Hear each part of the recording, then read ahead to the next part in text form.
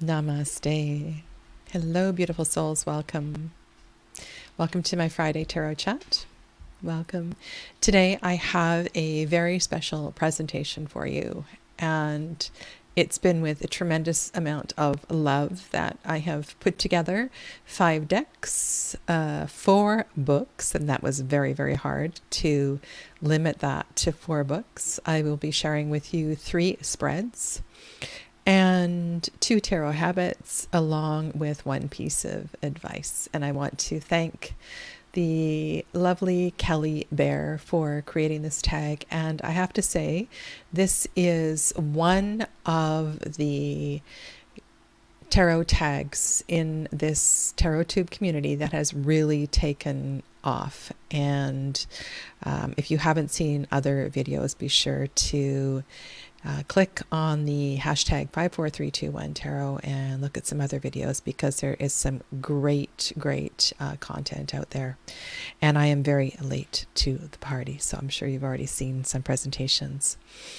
So I decided for my theme today that I would include everything from the 20th century. And that's so funny, because for some people that might seem like a long time ago, but to me it seems like yesterday.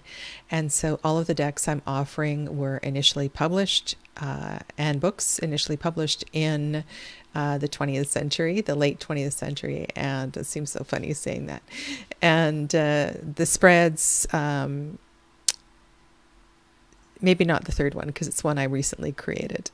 But certainly I began my tarot journey in the 20th century, and it's been an amazing one. And I want to welcome you all here today, and I look forward to our chat as well too, as I share with you these books, decks, and so on. Yeah. All right, so let me just get the other camera up. So I'm going to start with the Motherpeace Tarot. And I will be reading a little bit from various guidebooks. This is the large round version of the Motherpeace Tarot that was initially published in 1981. And this deck was co-illustrated by Vicky Noble and Karen Vogel. It's so easy to mix their 2 names up. And what I would like to do for you is I'm just going to turn over some cards and share with you a little bit from the writing of Karen Vogel. Vicky and I went through a huge amount of material in our studies. And this is in response to their research that they did on goddess history for this particular deck. We gathered many images and information from art books on the subject of prehistoric and primitive art. And we were struck by the abundance of female imagery from all over the world. It ranged from a time when art was first made 30,000 or more years ago, right up through the present. We decided, as have other feminist scholars, that it was essential to put women as well as indigenous people, I love this card, back into the human story. History is a much bigger story than who won various wars. And for a long time, many parts of the world were untouched by any systematic warfare or mass killings. Don't know why these cards are in there, but let's put that there. Of whole cultures. In Europe, peaceful goddess civilizations date back almost 10,000 years. Europe began to shift toward more volatility and war about 5,000 years ago. And as warfare developed and spread in various places, some people fled and some people fought back. And in ancient Greek history and art from 2,500 years ago, there are stories of Amazons or women warriors who fought against the Greeks. And so this, I didn't realize that Sorry, I'm looking at Donna's comment here. That is very synchronous. What really strikes me in everything that I am offering you today is the amount of love and dedication and research that has gone into all of these decks and all of these books. The level of commitment to a purpose, commitment to a deeper understanding of who we are as humans. And this particular tarot deck obviously has stood the test of time. It is still being published, printed by US Games. And so if you have never sat with this deck or with this work, there are, I believe, at least one, maybe more than one extra book that was written to accompany this deck. It truly is quite a magnificent offering. Oh my God. You know, some of these cards, and I haven't had this deck out for a while. This is the 9 of Cups. It's just really, really what I want. So do you know Jilly, Little Zen Crone on YouTube? Somebody on her Facebook group posted something today on Facebook. And it had to do with women being productive, women being busy, and very little to do with women, how women don't nurture their inner goddess. And I want to extend this to humans in general. And there's something about this deck that really captures the humanness of people as well too. So I think this offering is quite extraordinary.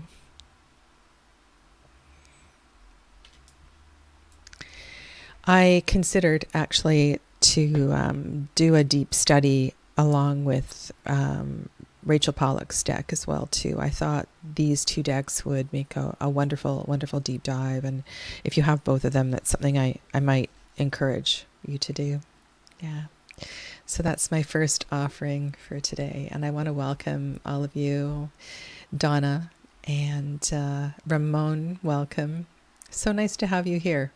So nice to have you here. I feel like we're new friends. Saskia, welcome to you, and Dee.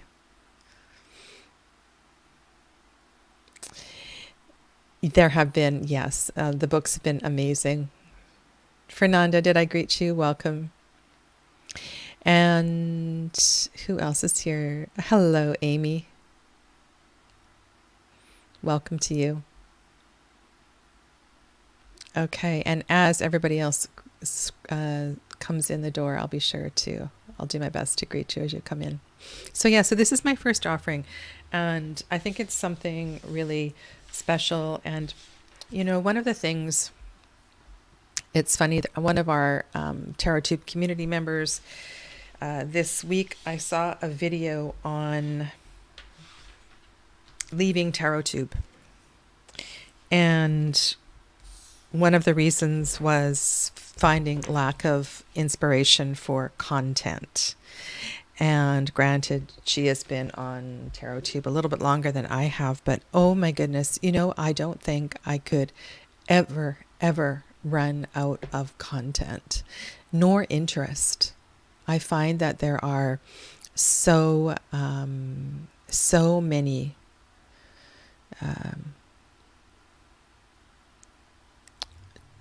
deep studies to be done. It's just limitless, the ways we can go into really understanding this medium. No, I don't think I have read The Chalice and the Blade.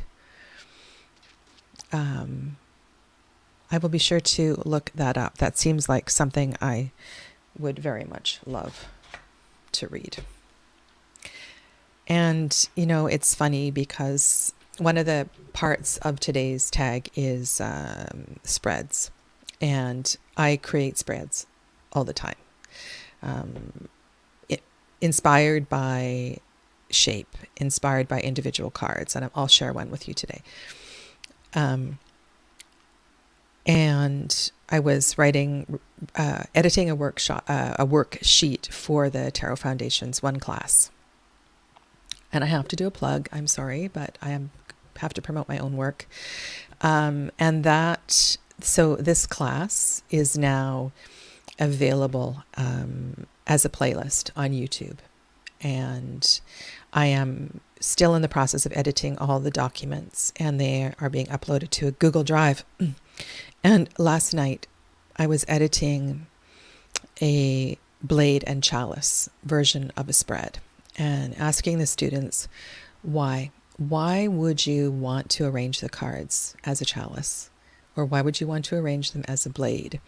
And I think these are two very important concepts to understand at every level, when we're working with the tarot, and where we choose to place our hands on the table and where the cards fall onto the table is always significant. And so, maybe this is one of my pieces of advice, and that is impeccability, to that there's this integrity, impeccability with our work as readers. And I just love this work. Okay, so Janine, did I welcome you, Janine? And the Donnas are here. I did not see Donna Thompson, but welcome to you. I didn't see Donna. Where are you? Artist Donna. Okay, maybe you're here. Maybe I didn't see you pop in yet.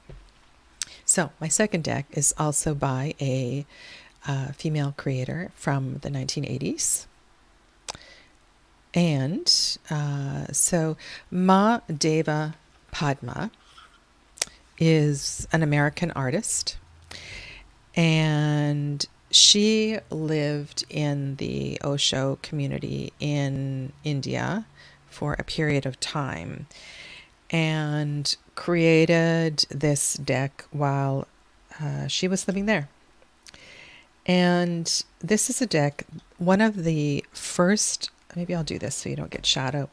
This is one of the first decks that I spent. It was this one and the Robin Wood Tarot, also from that era, that I spent, oh gosh, I don't know.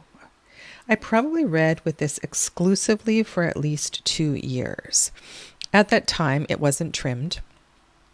But there was something about this deck that really challenged my own self-inquiry. And I had a massive aversion to the Suit of Clouds. I just hated this suit. Oh my God, the way that it was painted so pessimistically, and I felt like there was very little, especially the court cards. The court cards are very dark. And so I knew there was a reason that I needed to spend a lot of time with this particular deck. And I love the way that many of the cards have been interpreted. And this particular card, the 8th Arcanum, really does show a sense of perseverance and the fact that nature will find its way. And I love the 2 Ds are Donna and D, not Donna and Donna. I get it. Sorry, I'm a little bit slow.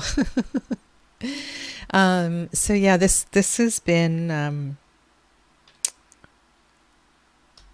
and it's one I do pull out from time to time because I think there are certain cards. There are certain cards that just tell a story in a way that no other deck does. This is the Knight of Pentacles. And the Suit of Pentacles in this deck is a suit of rainbows. And there's just something really special with that. And if you think about how the rainbow, so many associations. But what I wanted to say was It represents all of the colors of the rainbow. There's this completeness in what the rainbow represents, and though it is fleeting, it is also a promise. It's a promise of hope. And yeah. So Donna Asta made a very good comment, and she said, in all seriousness, why did you think that it was you with the swords problem and not... Why? Okay, really good question, Donna. And one of the exercises that I get tarot students often to do is to choose their favorite and their least favorite card in the deck, or perhaps the card they have the most aversion to. Because I believe that in that card you have the most aversion to, there's something deep within you that is responding to that, something that you have an opportunity to move through. And I have been doing this work for a long time. And I don't just mean tarot, I mean self-study, self-reflection.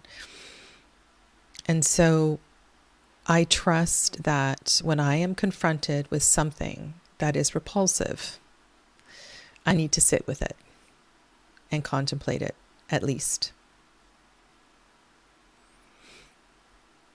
Yeah. So yeah, the entire suit. Is there a positive? Let me just flip through. I'll find you a nice card in the Suit of Swords. There's got to be one here. I don't really like the Six of Swords either. And it's funny that this card is, well, the Ace is absolutely stunning. And they're not called swords, they're called clouds. There is the Ace of Swords, pure consciousness, the Buddha conscious. I think the 10 is very well done. This is the 10 of Clouds, which shows a release of sorts. And, honestly, in the Suit of Cups as well, too, there's some very challenging cards that have made a deep, deep impact. Yeah. So I don't think my tarot library would be complete without this particular inclusion.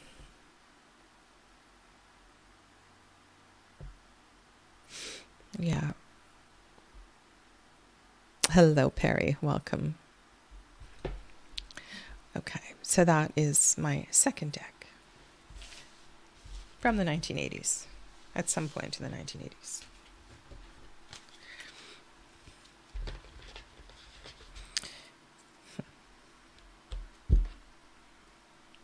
Okay,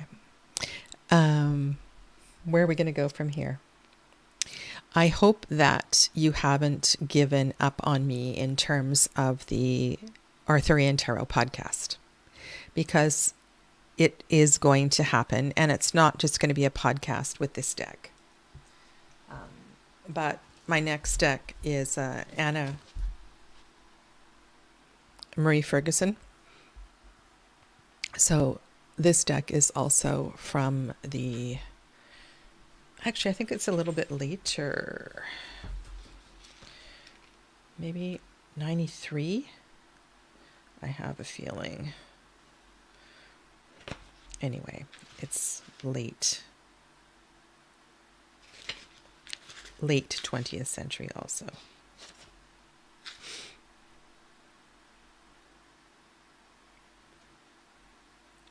As the dead air space grows. 1995. I was close. 1995. So my intention, and this is going to be the first deck that's part of this series, and perhaps that Thoth Journey deck will be part of it as well too. I'm not sure. I think I also wanted to do Tarot of the Divine, and in this podcast, I'm going to explore the legends that are associated with each of the tarot cards. And so maybe not that Thoth deck. Maybe I will just stick with tarot decks that are completely based on legends or fairy tales. And this, I've done a side-by-side of this deck with Anna Marie Ferguson's other deck, which is the Llewellyn Tarot. And this one is very silver. Where am I going with this?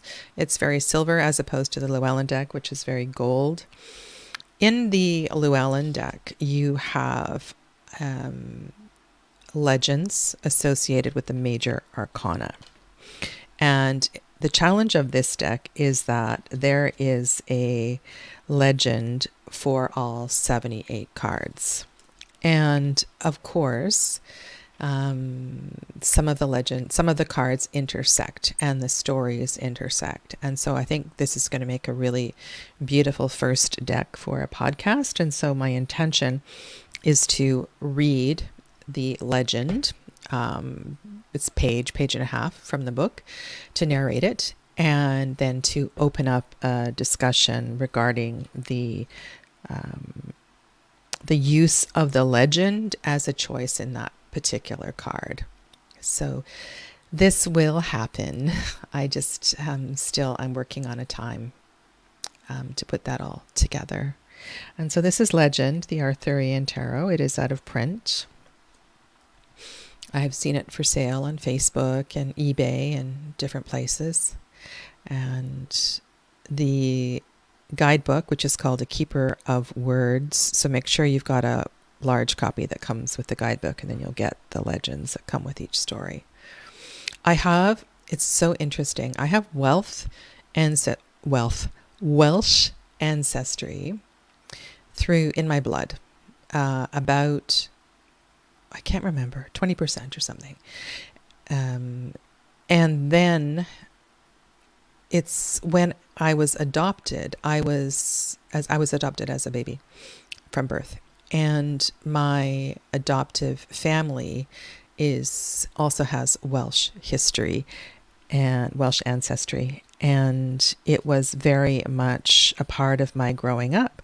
I listened to my grandfather and his sister speak Welsh at all of our dinner gatherings, and he was part of the Welshmen's choir in Vancouver, BC, and there was a great pride in Welsh history. And so there's always been a part of me that wanted to go deeper into these legends.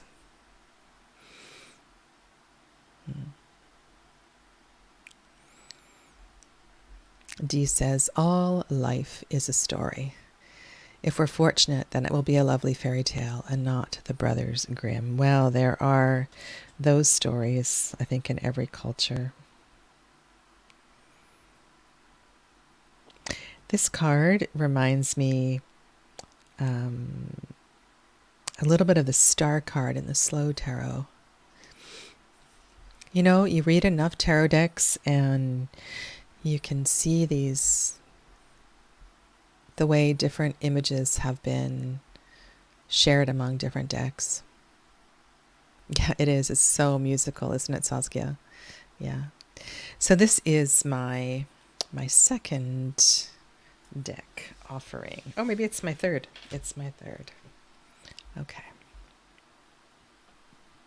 This was actually really hard to only choose 5 decks. And especially, yeah.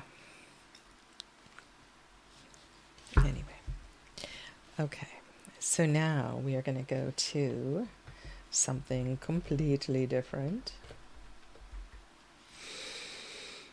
And that is the Voyager Tarot. And I'm going to actually read you from the Voyager Tarot guidebook.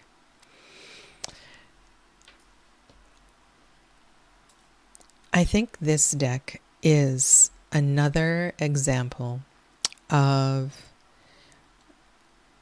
a deck you could spend a couple of years with and really have a lot of fun. I'm actually going to read you from this page. I'm going to put this one to the side. Eventually, one day, I would like to have the courage to trim this deck and make it a borderless deck. And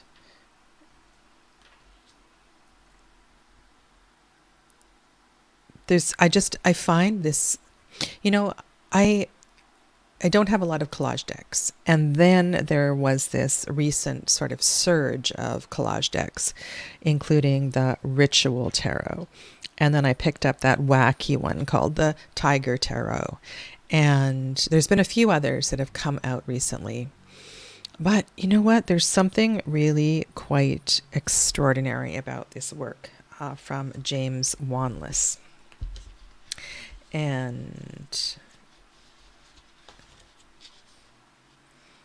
the book that I'm reading from is from 1989. And as I was going through it today, it was this devil card really, really caught my eye. So this is something else that I feel these older decks all have in common, and that has to do with and they're not that old, really, the level of research that has gone into them, the intricacy of the references and so forth. So the quote for Devil's Play is from Vivekananda. And whenever I see a quote from Vivekananda, I think about my time in Kanyakumari. Kanyakumari is this incredible place at the tip of India where the Indian Ocean meets. There's 3 oceans that meet there. And the wind is in the Bay of Bengal, the Indian Ocean, and I have to think about it. The wind is incredible. And you can stand there at the temple, right there at the tip of Kanyakumari, and just feel transformed. And if you like, you can take a boat over to Vivekananda Rock. And there is just a very powerful temple over there. And this was a highly transformative time in my first trip to India. And so whenever I see a quote by Vivekananda, I just feel like, I don't know, like I've gone home or something. And Vivekananda says, "See good and evil as the same. Both are merely God's play." And in this temple in Vivekananda Rock, there's quotes in English all around the temple. Yeah. Devil, spelled backwards, is lived. Devil's play means to live fully and joyously, and to work and play to the point where play and work are the same. Celebrate the expression of your creative energy. Devil's play symbolizes a Dionysian exaltation of life, albeit on occasion in drunken exuberance. The pre-Christian concept of the devil is Pan, the Capricorn half of man, half goat that led all with his panpipes to dance and sing and rejoice for the harvest and the fruitful life. These Bacchanalian festivals depicted by satyrs and fauns were later turned by the Christians into evil work of the devil. He goes on and refers to the journey of the devil through many, many cultures. And I just really appreciate the research. I really appreciate the research. And that is something that is also a very important part of the books that I'm sharing with you today as well, too. Yeah. And I love the colors. I love the colors. Honestly, friends, I could map out. So if I was to say 2024 was going to be a Marseille year, which I've already committed to, Pip decks and Marseille year. Maybe 2025 is going to be a year to explore, I don't know, maybe go into just collage decks or something. I think it's incredible, this variety this variety of art and research we have been gifted with. Oh, Dee, you have just purchased this. Okay.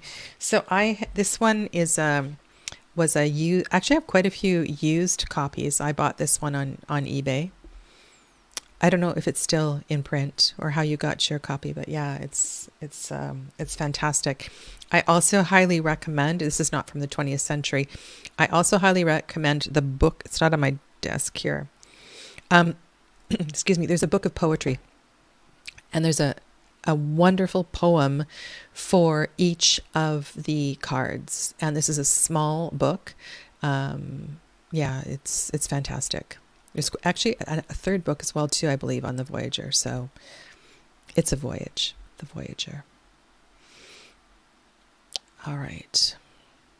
Aloha, Jonathan. And Donna. Okay, Donna is here. Donna, I already greeted you because I thought you were already here. Janine said something about the two Ds, and it was Donna and D, not Donna and Donna. Now we have Donna, Donna, and D. So welcome. Yes, I did tag you, Jonathan. Yes, so you're officially tagged. Okay, good to know. Oh, thanks for that, Fernanda. All right. So how many? Is that 4 decks? I have one more. And, you know, all of these decks, in a way, have a story as well. And the next deck I'm going to share with you comes from a time where I was in circle with about 20 women. And we had, interesting that this card is on the top. We had mentors from the local First Nations community, and our teacher was initiated into, and I actually think she spoke the Quechuan language. So white women from Squamish, British Columbia. This was a circle where we journeyed through the medicine wheel. It was billed as shamanic yoga teacher training. So we did yoga, and we also learned the medicine and the practices of each of the directions. And this deck was on the altar, and it just blew me away. I love. There's just something about this deck that truly, did I say what it was? It's the Vision Quest Tarot. The Vision Quest Tarot. And this deck came out in 1998.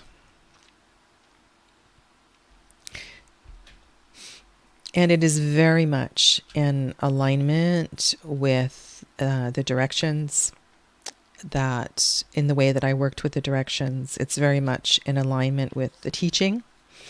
It is a Thoth-inspired deck, and yet it is very much a shamanic deck. And the Suit of Cups is really, really powerful. And the Devil card in this deck, it's another Devil card that is, there is a human who is tied to a pole, and it's about the inner torture that we put on ourselves.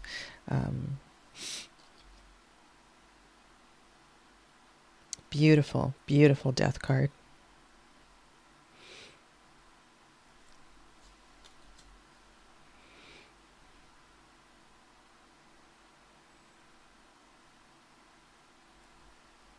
Here it is. It's called Torment.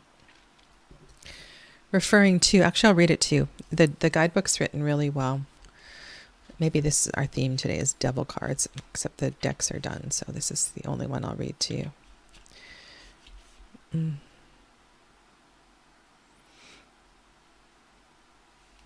If you use your energy mainly to fulfill the endless variety of your ego's desires, you tie yourself to an internal whipping post. Look at how you bind yourself, and to what. What notions enslave you? What opinions have you taken on as your own without questioning? That's a really good point. Remember how much is simply self-created and recreated by endlessly repeating restrictive thoughts. This is quite a good little white book.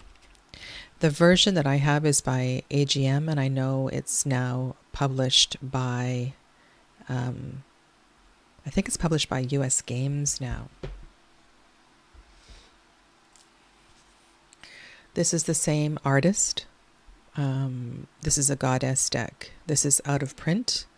But if you like this art, just wanted to point that out. There is another deck by the same artist. Yeah. So those are my 5 decks. All right, so 4 books. Are you kidding? And I've already shared with you readings from some books, but yeah, okay. I need a box. Lydianne, namaste. Namaste. Okay. I was going to put them in order, but I just can't do that. Order of oldest to, oops. That's not very good. I just dripped water on my Weaver's Oracle Guidebook. By the way, I'm putting the Weavers to rest in my Facebook group. And my next deep dive in the Facebook group is going to be the tea leaf oracle. And so I'm going to journey into that. I'm going to do a walkthrough on YouTube. And then I'm going to spend many a week with it. So my first book is The Secrets of the Tarot by Barbara Walker. This I found used. It is also out of print. And this is an incredible book. I can't say enough about the complexity of the references in this book. And I was trying to find some things I could share with you. And all I wanted to share with you was the intersection of the tantric coitus reservatus practices that was also very much part of the old Christian or the Gnostic practices. And oh my God, I just love what she has done with this book and the research. So let me go back. I want to share with you, in case you don't know this book, this is a book that is worth finding on eBay. Okay, so many of you know the Barbara Walker Tarot. You would be, you don't need to buy the Barbara Walker Tarot. This book in itself is an amazing piece of research. And I don't even know where to begin. There's just so much goodness in here, but I want to skip to a couple of the... Okay. This is a gem of a section where it talks about the reflections of the major arcana if the cards are arranged in the lemniscate shape. And in this shape, she talks about one side being the solar reflection of the lunar reflection. And if you take this part of the lemniscate and you fold this in half upon the other side, then in this chapter she talks about the correspondences between the cards that touch each other. And many of those correspondences will be familiar correspondences because they correspond with the planetary energy that may be more familiar from Golden Dawn correspondences, but other times they bring up new and deeper understandings of the connections among the cards. Yeah. So let me read you one of these.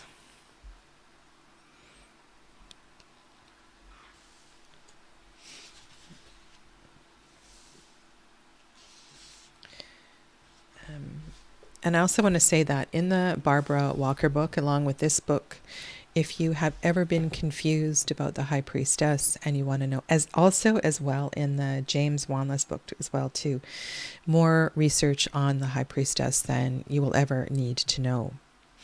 The Papess, number 2, corresponds to the moon, number 18, in the spiritual realm, as if a female pope were still associated with the lunar religion. A crescent moon usually appears on the Papess's card. Clergymen seem to regard the Papess with special distaste, so much so that in some later pacts she was replaced by the goddess Juno, or even by a man. Most modern pacts call her the High Priestess. And she goes on to describe each of these correspondences. And then the idea of the Papess and the female energy is expanded in one of the most potent chapters in this book, which is called the Yoni Yantra. And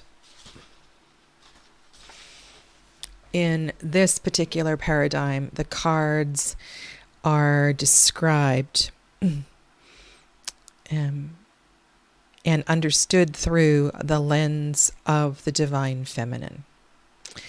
And in tremendous detail, she weaves together the history of the sacred feminine through many, many cultures. And the research is so impressive. And the readings, the writing is so intriguing. And I just love the old traditions that she speaks to and addresses, the frankness in the way that she writes. And this is definitely carried over to the detail that is put into the card descriptions as well. So I just opened to the devil. That seems to be our card of the day. And the thoroughness of let me go back to the other camera. The thoroughness of these descriptions includes the same sort of historical and culturally inclusive references for each of the cards. Honestly, I don't think I have a more intriguing tarot book in my library. This is not something that you would want to sit down and read cover to cover. It's just too much to take in. It's sort of a book that you would want to digest piece by piece, and you don't even really need the Barbara Walker tarot. It's a gem unto itself. Yeah, so highly recommended. Okay. This is another book that I purchased on eBay, and so this is a book by Eden Gray. It's called A Complete Guide to the Tarot by Eden Gray. And this particular book is from 1980. I wonder if I can back up here. Sorry, I don't mean to make you seasick. Gonna back on up.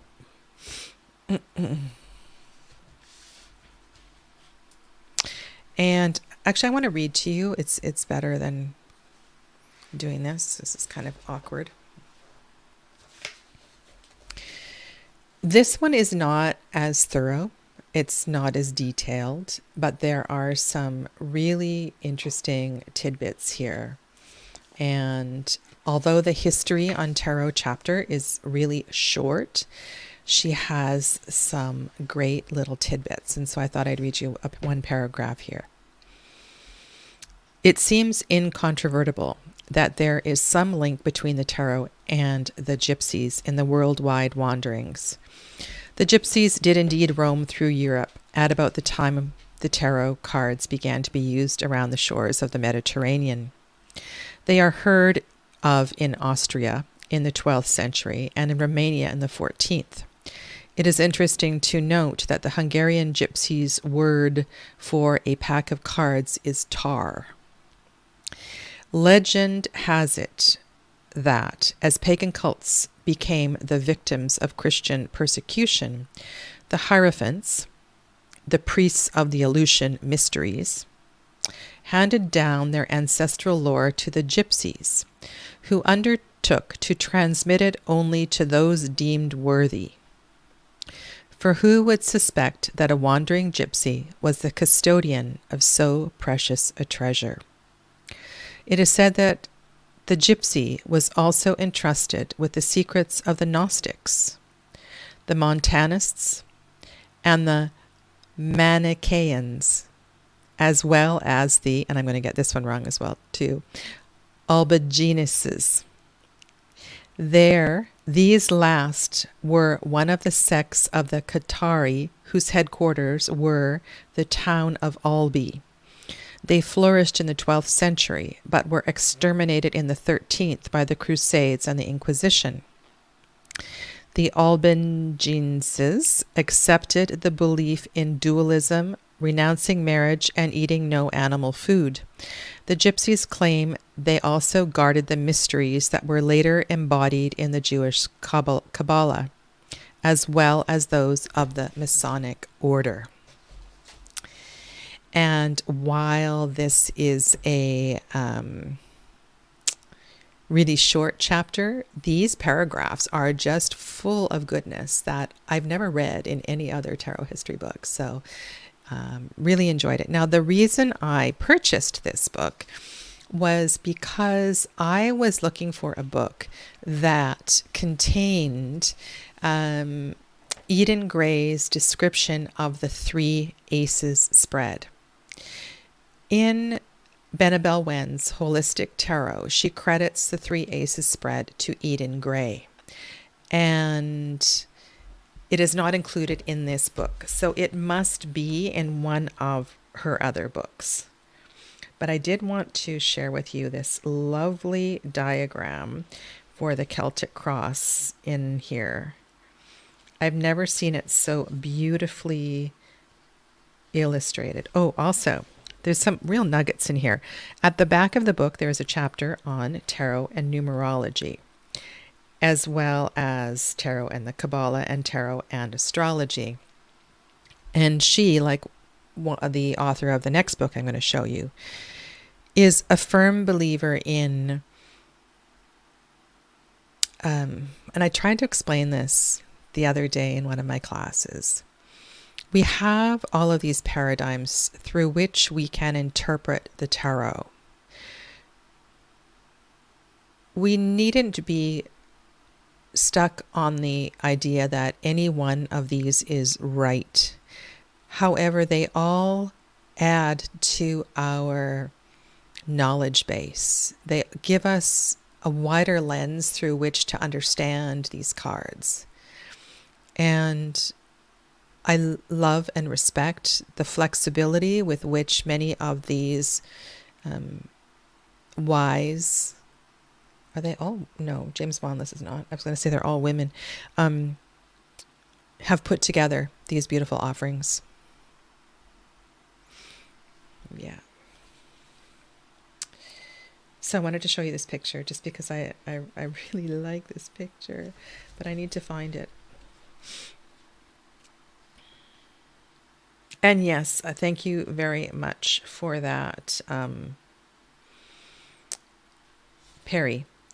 Perry mentioned that Kindle is a great resource. Okay, so let's go here.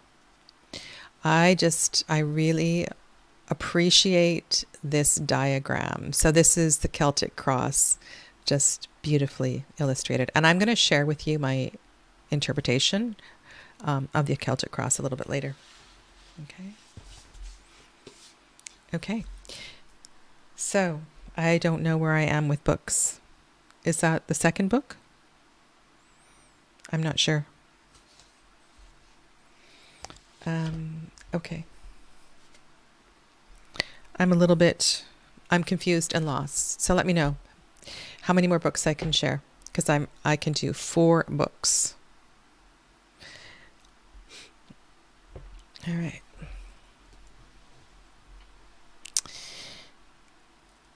Tarot and the Tree of Life by Isabel Rado Kliegman is a book that really caught my eye, and it was on a bookshelf at Banyan Books in Vancouver. And there was, I don't know what it was that drew me to this. I read this cover to cover multiple times, found it absolutely fascinating. The way that primarily she weaves together tarot, the minor arcana with the Tree of Life, and brings in chakra associations as well.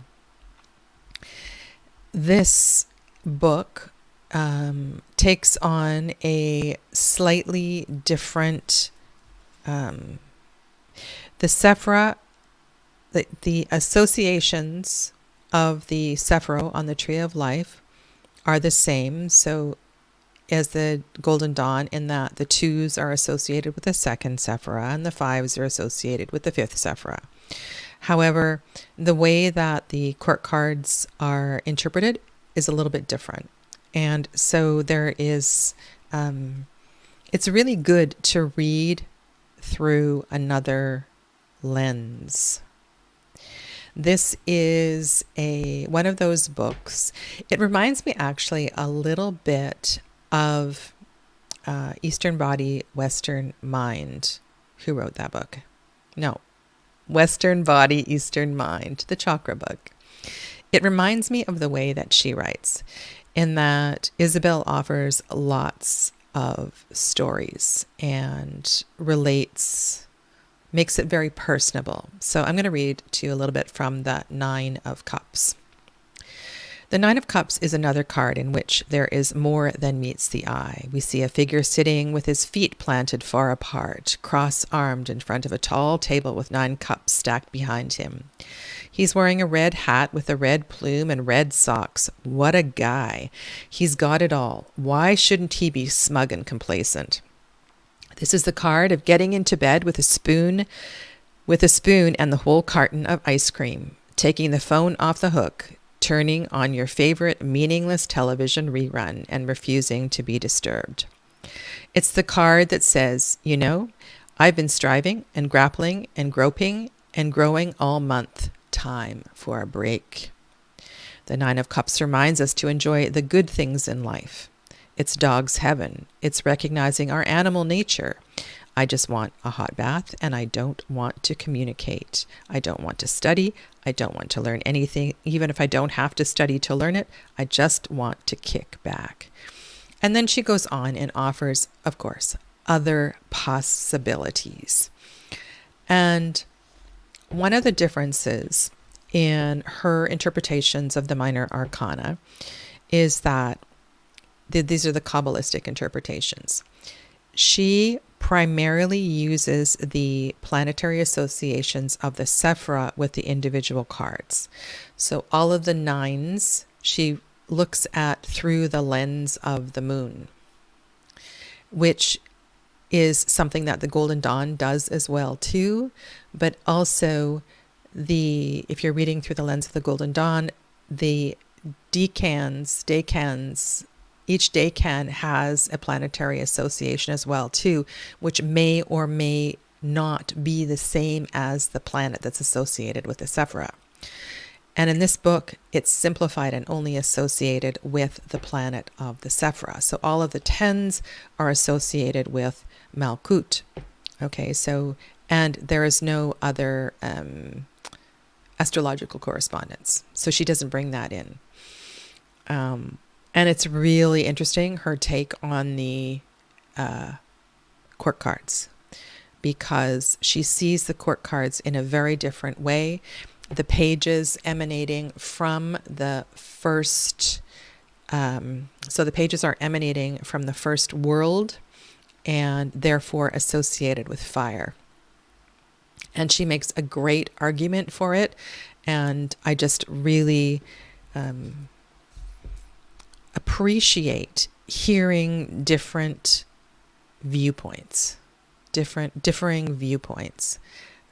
So it's a very personable book. And I suppose, you could also compare her writing to Bakara Wintner. You know how, if you've read WTF is Tarot, that last section where she describes the court card families is absolutely hilarious. And Isabel has that kind of easygoing tone about her. Yeah. Okay. And I suppose I can't not mention 78 Degrees of Wisdom. So that is my fourth book. 78 Degrees of Wisdom by Rachel Pollack came out in 1980. And honestly, welcome, Aurora. I feel that, like many of these books I'm sharing with you, the wealth of the wealth of information that is in the book before you get to the descriptions of the cards is worth the price of the book. And this particular chapter, which is called The 4-Card Pattern, is an absolute gem in this book that sets up a framework through which to view and to understand the major arcana. And Rachel explains the relationship between the Fool and the World card, and how all 4 of these cards come together in a way of completeness to understand the entire journey through the major arcana. Rachel has also a voice of experience that refers to the history of tarot, and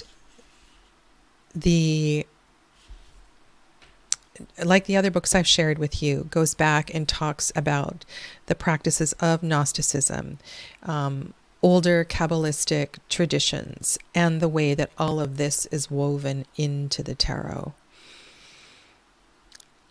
If you purchase any of these books, and this is something that I strongly recommend, especially if you've got, a book that somebody's recommended, make sure you take time to read the first 4 or 5 chapters before the card descriptions start. That's where the juice of these books is. That's where you're really going to learn something and open your eyes to what the tarot is about, and the shoulders upon which we stand as tarot readers. Brilliant offerings. So kudos. to all of you. Thank you for these books and thank you for these decks. Okay, so now we're going to get to spreads.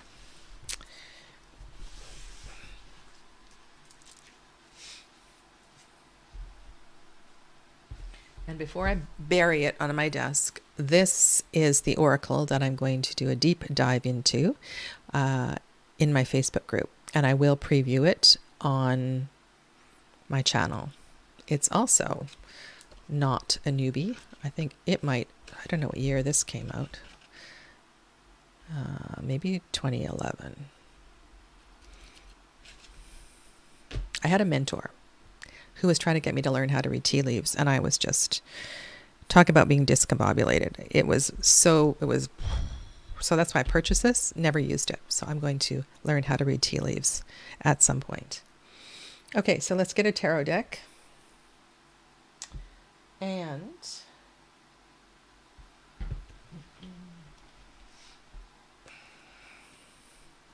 do some spreads. Okay.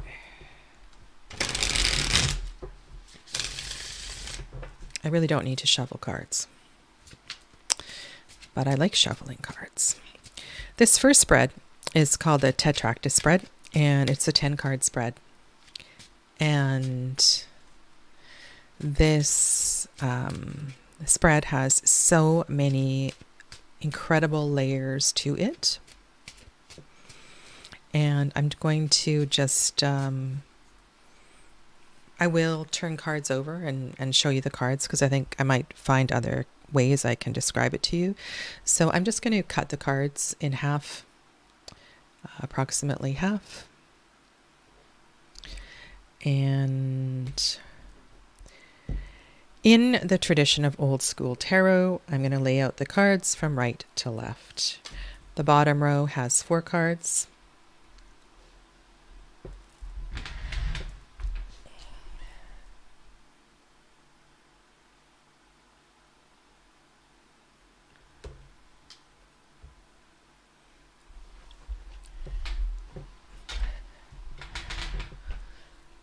What have I done? Okay, there we go.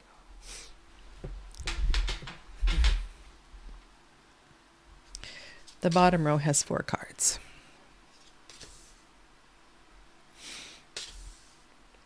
And then 3 cards, 2 cards, and 1 card. The way that I read this spread is that the bottom row, 4 equals stability, foundation, that upon which you stand. Could also possibly represent roots or past. There's a lot that can be read into that particular row. And usually when I read this spread, I start by, and I'm actually not going to turn over the cards. Otherwise, this broadcast will be 3 hours long. But if you would like a separate video on this spread, let me know and I can do a separate video. So, the voice of the Emperor, number 4. So I might also look at this row of 4 and say, well, what is the voice of the Emperor? In the same way, I look at the 3rd row as the place of growth, 3, the triangle. The Trinity, being expansion, fertility. So these 3 cards tell me about what is expanding. What is expanding? And what is the voice of the Empress here? In this row, we also have the central cards. So I call this card the heart of the reading. And I place a lot of emphasis on this particular card here. This would be the row of the High Priestess, and the High Priestess has a black pillar and a white pillar. And sometimes I look at this as angel and devil, pros and cons, things within your purview that are in conflict with one another. And so I look at these 2 cards as in relationship. And then this could be your action. I can look at this through the lens of the Magician. This is a number 1. This is a single card. This reading also The spread also has so many other gems here in that we can look at some of the individual triangles. So we can look at these 3 cards in relation to each other. And we can look at these 3 cards in relation to each other, as well as these 3. So we have, around the heart, we have 3 trinities. And there may be a flavor to this particular, there might be an overall flavor to each of the trinities. So this spread has been one of my go-to spreads for a very, very long time. There is a variation on it in the back of Marie White's Landscapes of the Abyss. However, I don't do it exactly as is there. I've sort of developed my own way with the spread over time. Yeah, okay. So that is 1. Yeah.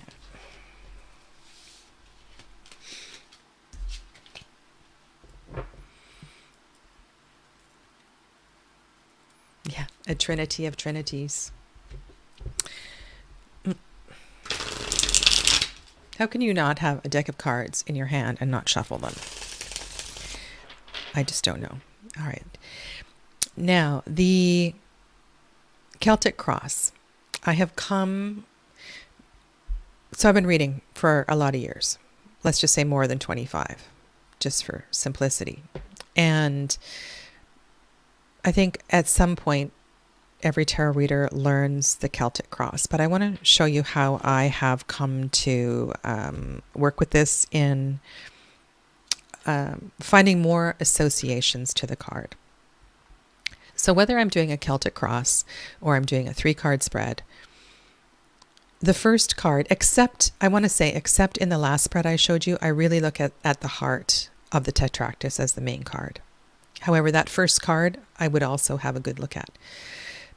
The first card in any reading, I want to keep coming back to it and remembering that this is the first card. This is the first card that came out, and it's always going to weave. We need to keep coming back and weaving associations with other cards into it. The second card may detract. It may support. There's some sort of relationship between these 2 cards. And I place my 3rd card below. And one of the reasons I do this is because, well, there's a lot of reasons, but this is a counterclockwise circle. This is a wheel. So I call this part of the Celtic Cross the small wheel. And I look at this as a wheel. Once upon a time, I used to lay the cards out differently, but there's something about that. So this is the 3rd card, this is the 4th card, the 5th card, and the 6th card. So not only do these cards have relationship of as above, so below, perhaps recent past and recent future, but there also is a voice from the Empress. This is the 3rd card. This is the 4th card. There may be some sort of layer of Emperor energy here and Hierophant energy up above. Lovers.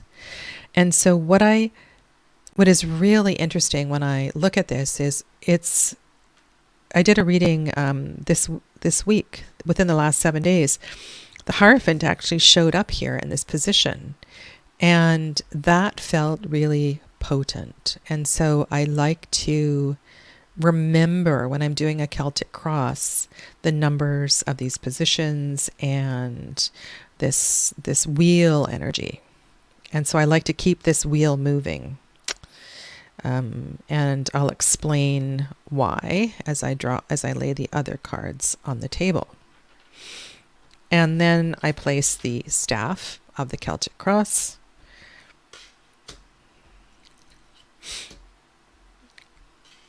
From bottom to top. And let me just... Okay. So one of the things I do with this reading is that this row, this card, this card, this card, this card, these 4 cards, maybe even including the second card, I like to read them as a story. And this one is often interpreted as the hopes and fears position. And I think this really says something about these 2 cards. It just brings a really important story together here. And in that way, I can find a connection between this 5th card here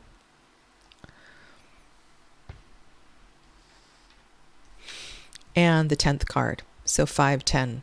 I like that those numbers fit together, 5 and 10. So in the staff position here, we have card 7, 8, 9, and 10. So this card in the Celtic Cross is where you are now, if I sum that up. And this is the 7th card. This is the Chariot. This is you at the tipping off point before you dive into the 2nd septenary. And I really like building in that particular layer. The 8th card I read as strength. And this card is your environment. It could be your community, your family, your colleagues at work. It could be your brain. But it often requires a lot of strength to navigate one's environment. And so that often fits very well here. And then if I'm reading this card as hermit energy, then I was talking about this line of cards here. I want to ask myself how the hermit would journey through one's hopes and fears. And doesn't the hermit wander into the depths of the bowels of the earth, the tops of the mountains, soul searching through one's karmas and fears? And so that helps me to knit together this spread really well. And then rather than calling this card the outcome card, this is the 10th card. This is the wheel. This is how things are changing. And so this is a synopsis of the whole reading. And I want to look at this card also in terms of the internal wheel. So I like to get away from just the positions of the first card. This is what crosses you. This is what is below, what is above, what is near past and near future. If I'm looking at this as recent past and recent future, if this feels like it was 3 months ago, then I read this card as 3 months in the future. But I don't tend to put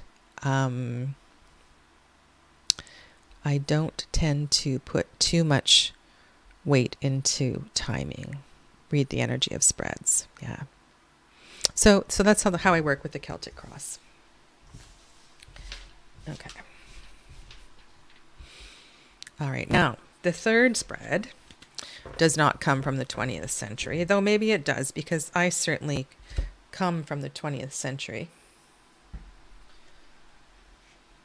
And so does the card that inspired this spread.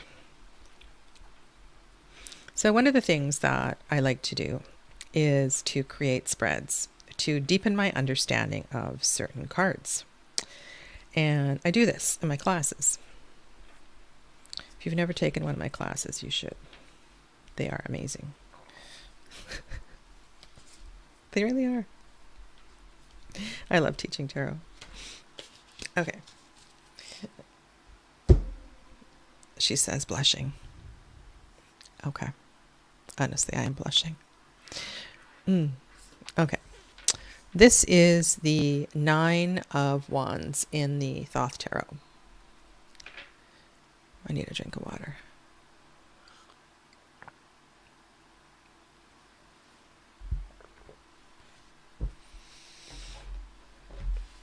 Okay. Nine of Wands in the Thoth Tarot. This is a brilliant... so this was the card that I used for inspiration for this spread. So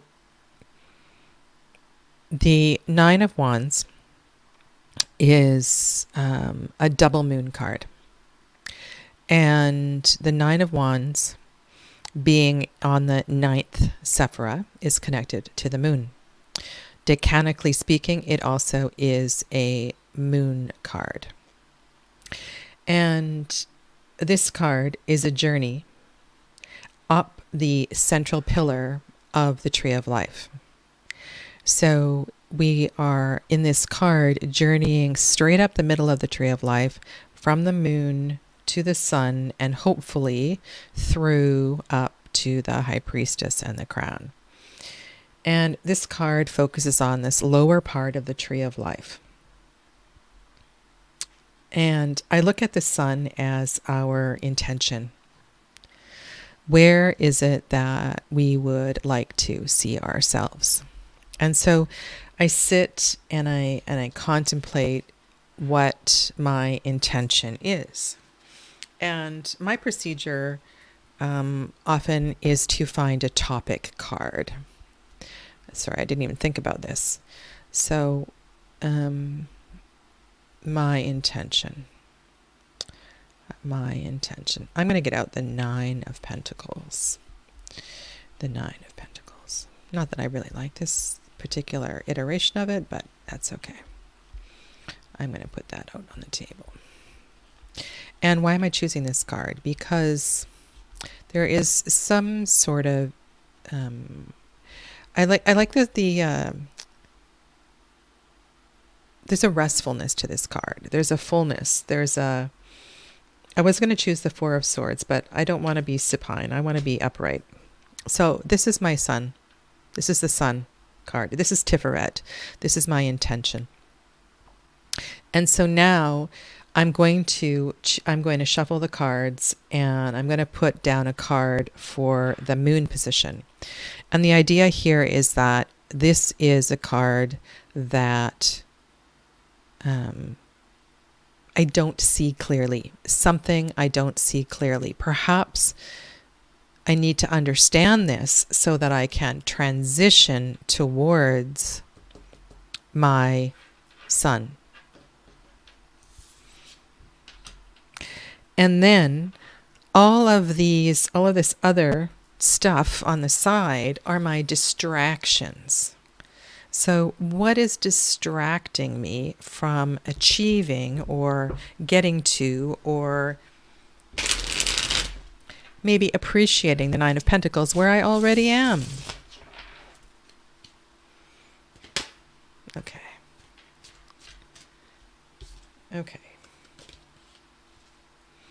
And of course, you could put down as many cards as you want on the side. And I think I'm going to put 2 on each side.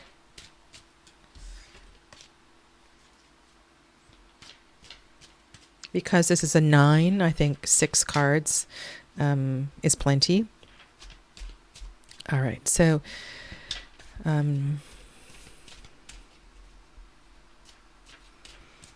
and I'm just wondering if I should do a first operation and choose a pile. So that's a process of cutting the cards. So let's call this a tarot habit. Okay, so I'll use this as one of my tarot habits. And that is practicing the first operation, which is cutting the cards in 4 piles. I'll just push this over in case you don't know this particular cutting method. Lay the cards on the right side of the table, cut from right to left. This pile, cut from right to left. This pile, cut from right to left. These piles represent Wands, Cups, Swords, Pentacles, Fire, Waters, Air, Earth. Why you do this is because you are either, yes, I could have done this. I should have done this. Had I left my significator in the deck, I could have looked to see which pile it was in, because that would tell me something. Okay. But I didn't do that. So I'm going to choose a pile based on my energy. And because the moon thing is sort of important, I'm going to choose the water pile. Okay.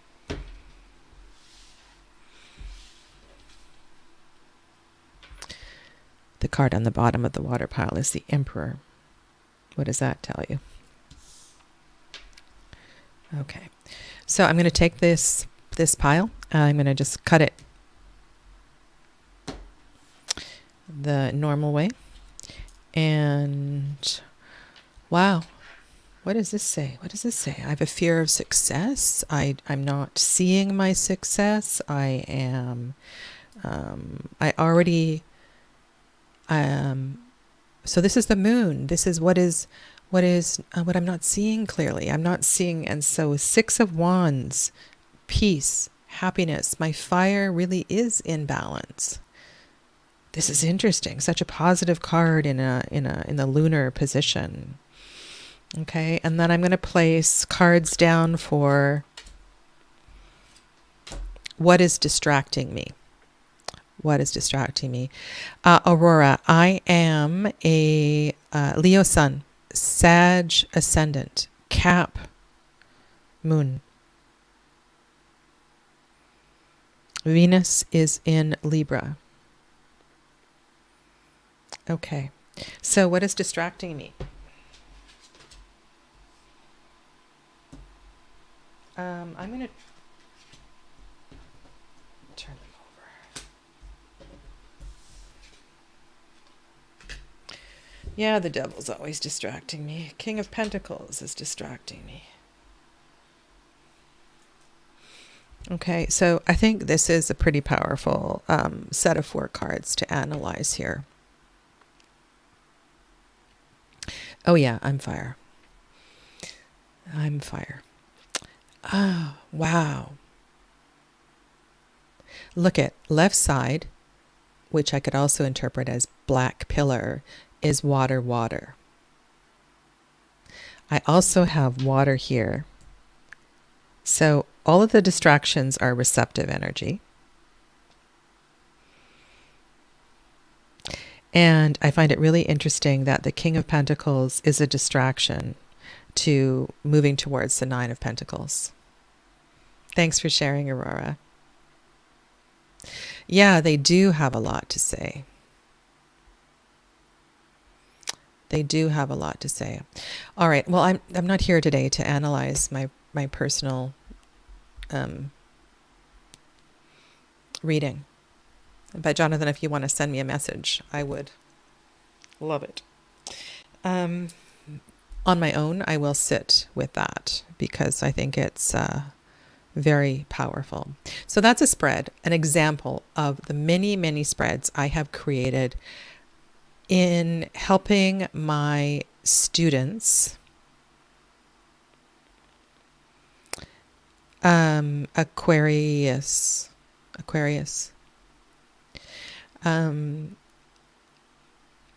I can tell with the way you're interacting with me, we're probably 6 months apart. That's what I'm guessing.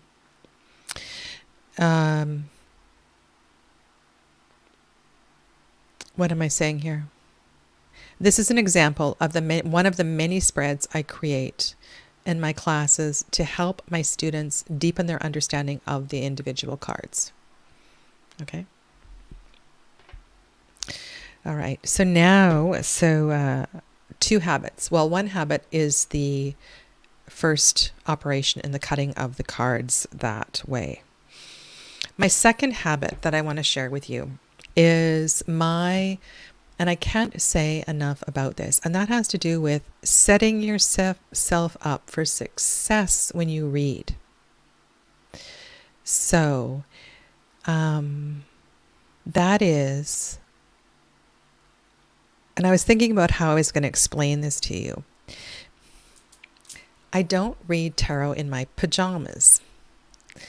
I get dressed. I clean my space. I turn on my lamps. I light a candle. I ring my singing bowl. And even if I'm reading, so say my daughter's coming for a visit, I do the same thing. Like I respect the environment in which I read. And I find that the more preparation I put into the setting up of my space, the easier it is to read. So that's my habit. And I don't have obsessive compulsive disorder. It's not that. I'll tell you another story. So this is somebody who really inspired me and of how important this is. I was going to a workshop and we were making drums. This is many years ago during my shamanic training. And we got to choose the skins, and it was just an amazing experience. And the woman who was guiding the workshop, she was holding the space for this sacred ceremony that we were about to experience, where we were connecting with the living beings who had given their skins for these drums that we were creating. And it was cold. Oh my God, it was cold. And we were outside. And I don't know if you've ever made a drum, but you need to keep the skin wet. And if you're outside and it's cold and you're pulling the anyway, she went down to the river. She went down to the place where two rivers intersect in Squamish, and had a bath. I kid you not. Because she wanted to completely cleanse herself for this sacred ceremony that we were about to experience. That was inspirational. Yeah. Yeah. Making a drum is hard.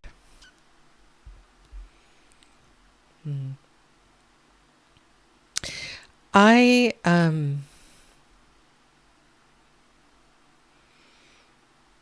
think this is important in so many things in our life, creating sacred space. Yeah. Yeah. All right. And finally, last one. I can't believe some of you are still here. One piece of advice. One piece. I think I've given you lots of advice today.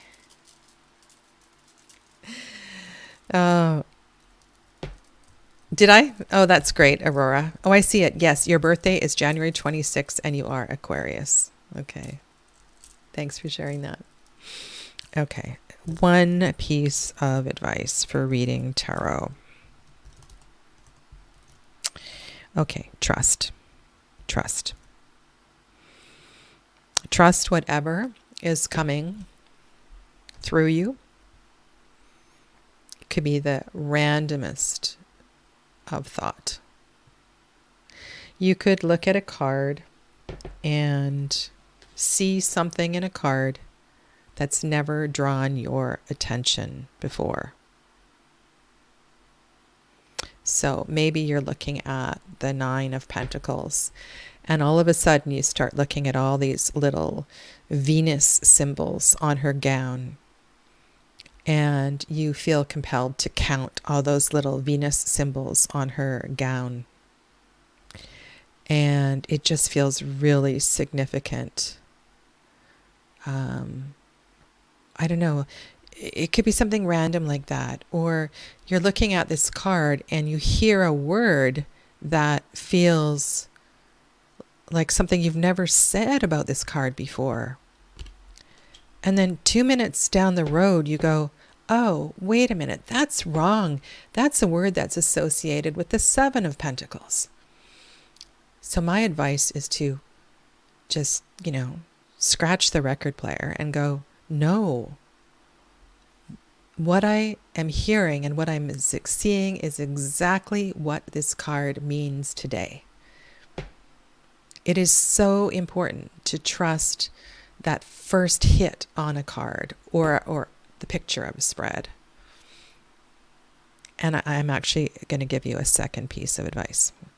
And that is, please, please, please do not only read your readings one card at a time. It is so important, so you've got your question, to look at the whole picture. At least form 1 or 2 sentences for the whole picture. It's really important. Yeah. Okay. That's a wrap. I want to wish you a beautiful weekend. Thank you so much for hanging with me for a very long time today. And I hope you enjoyed some of the things I had to share. And if you connect, if this resonates, please give the video a thumbs up and sub if you haven't already done so. I appreciate you all so much. Hi, Patrice. Okay. Bye, everybody. Namaste. Take good care.